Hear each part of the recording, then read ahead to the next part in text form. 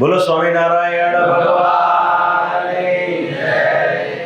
ઈષ્ટદેવ પરમ કૃપાળુ ભગવાન શ્રી સ્વામિનારાયણ આજે ટીંબી ગામમાં વિરાજમાન આપણા સૌના આરાધ્ય ઈષ્ટદેવ ભગવાન શ્રી હરિના 125માં વાર્ષિક પાટોત્સવ પ્રસંગે પોષવદી એકાદશીનો પવિત્ર દિવસ, ત્યારે આજે જ્યારે ઠાકોરજીનો અભિષેક આપણે બધાએ કર્યો, ત્યારે આ સભામાં ખાસ કરીને ઉપસ્થિત સદગુરુ શાસ્ત્રી સ્વામી શ્રી માધવપ્રિયદાસજી સ્વામી, પુરાણી સ્વામી શ્રી બાલકૃષ્ણદાસજી સ્વામી, હરિકૃષ્ણ સ્વામી આદિ સર્વે સંતો, નરનારાયણ સ્વામી વગેરે, અને મોટી સંખ્યામાં ટીંબી ગામની અંદર જે વસતા ભક્તો છે, ખાસ કરીને મુંબઈ નગરીમાં પણ જે ભક્તો સ્થાયી થયા છે, કે પોતાના વતનની યાદ લાવી પોતાના પૂર્વજોએ કરેલા સત્સંગના સારા કાર્યોને નિહાળીને આજે આપ સૌ જ્યારે આવ્યા છો, ત્યારે ઉપસ્થિત આપ સર્વ ભક્તોને અમારા ભાવથી જય સ્વામિનારાયણ.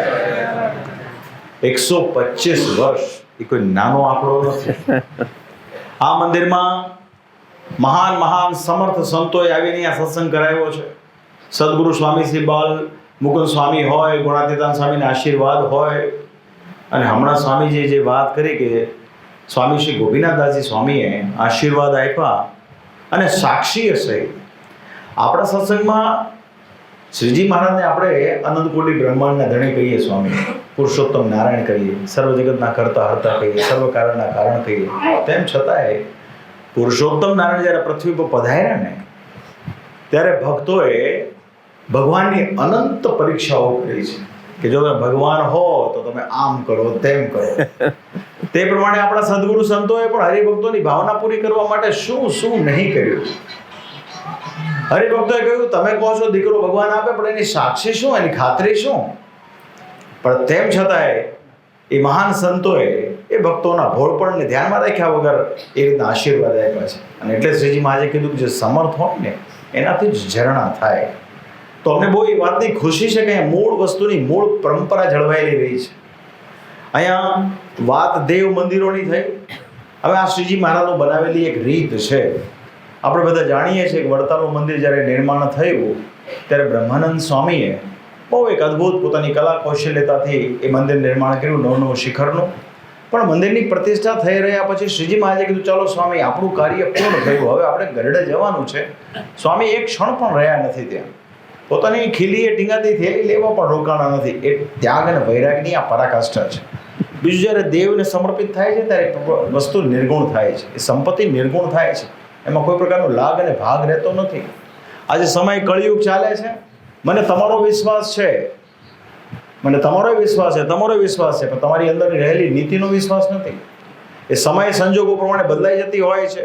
દેશકાળ નબળા આવે, કોઈ વિષમ પરિસ્થિતિ ઉત્પન્ન થાય તો લોકોની આખી વિચારધારા બદલાઈ જતી હોય છે. ત્યારે જો સંપત્તિ દેવના નામે હોય અને મારી વિચારધારા બદલાઈ જાય ને, તો પણ એમાં ક્યારેય ફેર ન પડે. એવી ભગવાન સ્વામિનારાયણની મૂળ વિચારધારા છે. બીજું જ્યારે મંદિર દેવનું હોય છે ત્યારે એમાં આપણી સંપૂર્ણ પરંપરાના દર્શન થાય છે. અહીંયા નંદ સંતોની સંપૂર્ણ પરંપરાના દર્શન થાય છે. અહીંયા સદગુરુ ગોપાળાનંદ સ્વામીના દર્શન થાય છે, નિત્યાનંદ સ્વામીના થાય છે, મુક્તાનંદ સ્વામીના થાય છે, ગુણાતીતાન સ્વામીના થાય છે, બાલમુકુંદ સ્વામીના થાય છે, ઘણા બધા પરમહંસોના દર્શન થાય છે. અહીંયા આચાર્ય પરંપરા પણ છે. બાકી અમે કાળાંતરે જોયેલું છે કે કાળા માથાનો માણસ પોતાની રુચિ પ્રમાણે વર્તતો હોય છે. જ્યારે જે સત્સંગ પ્રગટ ભગવાનના સંબંધને પામેલું હોય ને તેમાં જ શુદ્ધ જ્ઞાન પ્રાપ્ત થાય. બાકીનું બધું પોતપોતાની મતિ અનુસારે હોય. મને જે ગમતું હોય, મેં તો ઘણા સ્વામી, આપણે ના કહેવું જોઈએ પણ ઘણા સંપ્રદાયોની અંદર સ્વામિનારાયણમાંથી નીકળી ગયેલાઓમાં ઘણા એવા હોય છે કે ઘનશ્યામ મહારાજ પધરાવે છે ને એમાં પણ પોતાનો ગુરુનો ભાવ ઉત્પન્ન થાય ને એવી મૂર્તિઓ કરાવડાવે છે.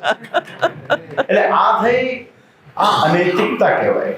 તમે જેને ભજો છો એવા મોટા ભગવાન જે કરુણાએ કરીને આ પૃથ્વીના લોકને વિશે પધાર્યા, આપણા કલ્યાણ માટે આ દિવ્ય સંપ્રદાયની સ્થાપના કરી હોય, એમાં જે આદર્શ ભક્ત હોય એક જરા પણ લાગ ભાગ વગર ભગવાનને ભજે, જરા પણ લાગ ભાગ વગર. પણ સમસ્યા કંઈક જુદી છે. સમસ્યા એ છે કે દરેકને પોતાની ક્યાંક ને ક્યાંક આકાંક્ષાઓ હોય, મહત્વાકાંક્ષાઓ હોય. માટે મેં એવું આગ્રહ રાખીએ કે ગામમાં જે મંદિરો થાય ને, મંદિરો કમસે કમ એ મંદિરો દેવના અર્થે થવા જોઈએ. જો દેવના અર્થે થાય તો એ પરંપરા શાશ્વત ટકી રહે. અન્યથા શું થાય, કાળાંતરે એમાં ઘણા બધા ફેરફાર આવી જાય. મેં ઘણા મંદિરો એવા જોયા છે કે જેમાં પોતાની રુચિ અનુસાર એના ચરિત્રો લગાડવામાં આવ્યા હોય, એવા સૂત્ર વાક્યો મૂક્યા હોય. પણ વાલા ભક્તજનો, આપણે મૂળ સહજાનંદ સ્વામીના આશ્રિતો છીએ. અહીંયા શાસ્ત્રીજીએ કહ્યું કે જે આનંદ આવે છે ને એ આનંદ સહજ આનંદ છે, શુદ્ધ આનંદ છે, પરમાનંદ છે, દિવ્ય આનંદ છે, કેમ કે ભગવાન સ્વામિનારાયણની સંપૂર્ણ કૃપાનો આ સત્સંગ છે. ભાઈ વણિક ભક્તો હતા, વણિક ભક્તો બધી રીતે બુદ્ધિ અને શ્રેષ્ઠ હતા.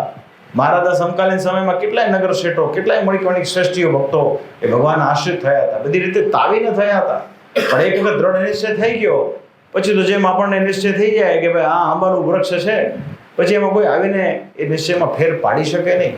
તો એવો સત્સંગ ટીંબી ગામનો અમે જોયો છે, સાંભળ્યો છે. ખાસ કરીને શાસ્ત્રીજીએ બહુ સરસ આના મહાન મહાન ભક્તોની કથા આપ સૌને સંભળાવી છે, અને એ પણ રેફરન્સ સાથે, કોઈ મનઃકલ્પિત નહીં. તો એ જે વાત છે વાગોળવા જેવી છે. વીરા ભગતની વાત હોય, પછી અમરા ભગતની વાત હોય, આ બધી વાતો જે શાસ્ત્રીજી કરી છે ને, આપણે કમસે કમ એવા ન થઈ શકીએ તો એટલું તો અનુસંધાન રાખીએ કે એ ભક્તોએ કેવી રીતે ભગવાનને પ્રસન્ન કર્યા હતા એ પ્રમાણે આપણે પણ ચાલવાનો એક પ્રયત્ન કરીએ. પણ એની મોટા મોટી કન્ડિશન એ છે કે સૌ પ્રથમ ભક્ત માત્રે નિર્માની થવું પડશે. ભક્ત માત્રે સત્સંગ વિશે આત્મીયતા કેળવવી પડશે. શ્રીજી મહારાજનું વચન છે કે આ સત્સંગમાં દિન પ્રતિદિન જે પોતાના ગુણનો તપાસ, અવગુણનો તપાસ કરે છે અને સામેવાળાના રહેલા ગુણને ગ્રહણ કરવાનો એક વિનમ્ર પ્રયાસ કરે છે ને, એ આ સત્સંગમાં ટકી જાય છે. બાકી જે દિવસે દિવસે આપણે બધા કળિયુગના માણસો છીએ, અહમથી ભરેલા હોઈએ, આપણને એમ લાગે આપણે જ શ્રેષ્ઠ છીએ, તો થાય શું ખબર છે, આપણે આપણા જ ગુણ જોતા રહીએ, ગુણ જોતા રહીએ. એમાં ધીરે ધીરે સત્સંગમાંથી ઘટી જવાય છે. તો સત્સંગમાં વિનમ્ર થવું, નિર્માની થવું, બહાર જેમ ચપ્પલ જોડા કાઢીને આવીએ છીએ ને, એમાં આપણે આપણો ઈગો પણ બહાર મંદિરની બહાર કાઢીને મંદિરમાં આવવું. પાર નથી નીકળો. ખાસ કરીને આપ સૌ મુંબઈ નગરીમાં રહો છો, માયાવી નગરી. એક જમાનો હતો, આજકાલ અમેરિકાનો ટ્રેન્ડ વધ્યો છે, બાકી વર્ષો પહેલા તો સ્વામી બધા મુંબઈના ભક્તો પાસે જ હતા. એવામાં સત્સંગ રાખવો, એ માયા નગરીની અસર આપણા પર ન થવી જોઈએ. એમ કરતા થકા જે તમે સત્સંગ કરો છો ત્યાં ઘાટકોપર મંદિરની અંદર પણ તમારા બધાની બહુ સારી સેવા હોય છે. ભગવાનની કૃપાથી આપણું ઘાટકોપરનું મંદિર પણ હવે વિસ્તરણને પામી રહ્યું છે. એ જ પ્રમાણે ભવિષ્યમાં તમારા ટીંબી ગામમાં પણ આ મંદિરનું વિસ્તરણ થાવ એવી અમારી પ્રાર્થના. અને શ્રી અરુણભાઈને બિરદાવ્યા છે, બધા નિર્માની થઈને કામ કરે છે. બીજા ઘણા બધા ભક્તો છે, બધાની નામાવલી મને ખબર નથી. હર્ષદભાઈ હોય, અશ્વિનભાઈ હોય, આપણા ભાઈ રાકેશ મહેતાનો પરિવાર, તમે હર્ષદભાઈ? તો આ બધા ભક્તોની મહેનત છે. બિહારીભાઈ બેઠા છે, ભૂપેન્દ્રભાઈ છે, ઘણા બધા ભક્તો, બધાને ઓળખું. રાહુલ આવ્યો છે દુબઈથી. તો તમારી જે શ્રદ્ધા અને તમારી જે ભાવના છે એને અમે હૃદયથી બિરદાવીએ છીએ. અને જે ઠાકોરજીનો આપણે અભિષેક કર્યો, જોગી સ્વામીજીએ એને વર્ષો સુધી ઠાકોરજીને પૂજેલા છે, એ ઠાકોરજીના ચરણકમળમાં પ્રાર્થના કે એમની કૃપાથી આપણો સત્સંગ ખૂબ વૃદ્ધિને પામે. તમારા સૌના જીવનમાં પણ ખૂબ એક સત્સંગનો દિવ્ય ભાવ ઉત્પન્ન થાય એવી આજે અમારી ભગવાન શ્રી હરિના ચરણમાં પ્રાર્થના છે. બાકી તો બધું જગતમાં ચાલે છે. શાસ્ત્રીજી આજે એકાદશી ને વચનામૃત મહારાજનું બહુ સરસ છે, કળ ચડાવવાનું. હા, બ્રહ્માનંદ સ્વામી કીધું સર્વ સુખના ધામ ભગવાન મળ્યા હોય છતાં માણસ કેમ બે બધે દોડે છે? ત્યારે ભગવાન કે ભગવાનની જે માયા છે, એ માયામાં જે નથી તણાતો, એના પ્રવાહમાં જે નથી તણાતો, એની જે છે ને સેવા ભક્તિ એ પરમેશ્વરના ચરણમાં હોય છે. અને વાત હકીકત છે, જ્યાં સુધી પરમેશ્વરની મૂર્તિને વિશે સુખ પમાતું નથી, મનાતું નથી, ત્યાં સુધી યાદ રાખજો જગતના સુખનો ક્યારેય અંત આવવાનો પણ નથી. માટે ભગવાનનું ભજન કરવું એ અંતિમ બાબત છે, અને મૂળ રીતે કરવું એ બહુ મહત્વનું છે. શ્રીજી મહારાજ તો શ્રીજી મહારાજ છે, એ તો અનંત કોટી બ્રહ્માંડના ધણી છે. એ તો બધું તનની જાણે, મનની જાણે, બધું જાણે. હું બોલું છું તો વાસ્તવમાં હું જે બોલું છું એવું હું યકીન કરું છું, એ પણ એ જાણે. તો બસ બાલા ભક્તો, હું તો હંમેશા કહું છું, બહુ ડાઉન ટુ અર્થ રહીને કામ કરવા મજા છે આમાં, સમજા ને? કાંઈ ઠેકાણું નહીં. આપણી બુદ્ધિ બી બહુ ટૂંકી છે ને આયુષ્ય બહુ ટૂંકું છે. આમાં બહુ કોઈ ડાપણ કરવું નહીં. ભગવાનના વચનમાં જે રહે છે ને એને ઓહો પણ રહે છે. બાકી ભગવાનના વચનને મૂકીને જે આડોવળો ડોલે છે ને, મહારાજ કે અંતે ક્લેશને પામે છે. આ બધા પરમહંસો એ પ્રમાણે વર્ત્યા છે. માટે બહુ શ્રદ્ધાથી આપણે એમને નમન કરીએ છીએ, યાદ કરીએ છીએ. તો ભગવાનના ચરણકમળમાં પ્રાર્થના, આપણે પણ સત્સંગમાં એ પ્રમાણે આગળ વધીએ એ મારી ખાસ ભલામણ.